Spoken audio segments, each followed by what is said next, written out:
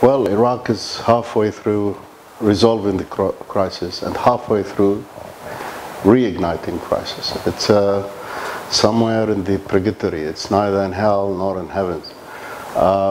Why is that? The new line pursued by the new Prime Minister is benign as an abstract thing. But the problem is implementation, and he seems to be very terribly slow. Second, he is under tremendous pressure from various groups, sundry groups, that renders, his policies, brought into a standstill in a sense. We still haven't got any law to institutionalize the National Guard concept, or to institutionalize the Al-Hashd al-Shabi, the popular mobilization force. We're still controlled by the militias. We have a big economic problem because of the decline of oil prices.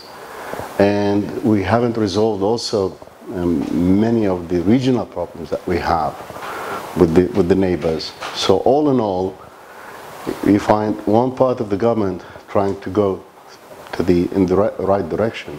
Another part is pulling it in the opposite direction. And this has to do actually with the reality of the Dawah party itself, which has two heads now.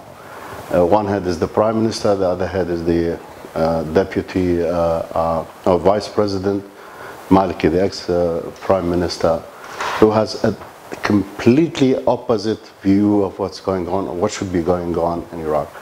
And Iraq is in limbo. Well, who are the Sunnis? I mean, I always, when I'm asked this question, I ask, who are the Sunnis? They had one block in 2010, now they have more than 18 blocks. You have politicians, you have tribal leaders, you have businessmen, you have professionals, you have also the people having different views about what Sunnism is and is not, one, and what should be done and what should not be done. And in that sense, I mean, when you have this, a sense of community is there in sectarian sense, that we are Sunnis, targeted, blah, blah, blah. This is a collective kind of identity. On the emotional level, it's very strong, very cohesive. But when you come to politics, you don't find any kind of this cohesion.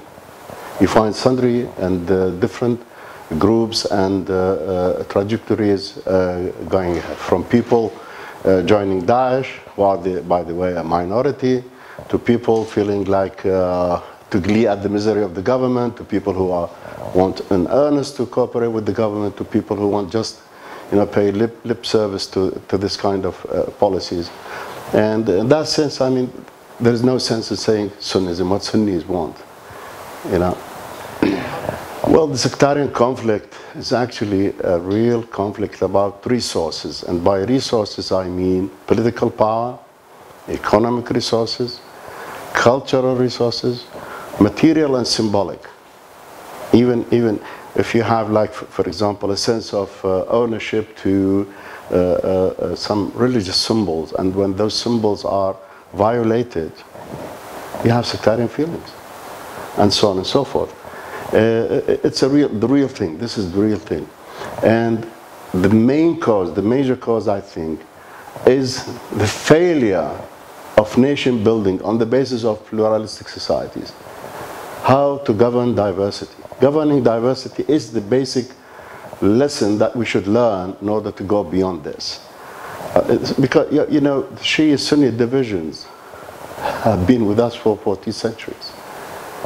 They are now politicized. Why they were not politicized like 30 years ago, 50 years ago, 60 years ago? This is a basic question. Why they are not only politicized, but militarized in the whole region, across the region. And of course, we have in the region two wings that feed into this division, this equilibrium of distribution of resources in the sense that I defined. We have Wahhabism on the one hand and Khomainism on the other. These are the two wings of fanatic and extremist versions of sectarian Islam, let me say, put it that way. Well, these are two questions in one. I mean, one is the relation between the Kurdish region and Baghdad. We have a federal state. A federal state involves, distribution of resources, distribution of political power, inclusion and participation in decision making and policy making, and these processes are flawed.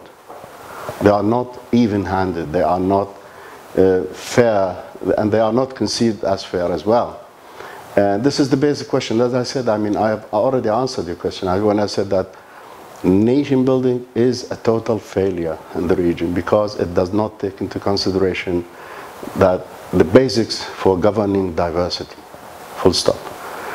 As for Daesh, I mean, on the military side, there is a good cooperation between the Peshmerga and the Iraqi armed forces, but there have been also skirmishes between Peshmerga and the Popular Mobilization Force, or the Al-Hashd al-Shabi, which is a bad omen for the future.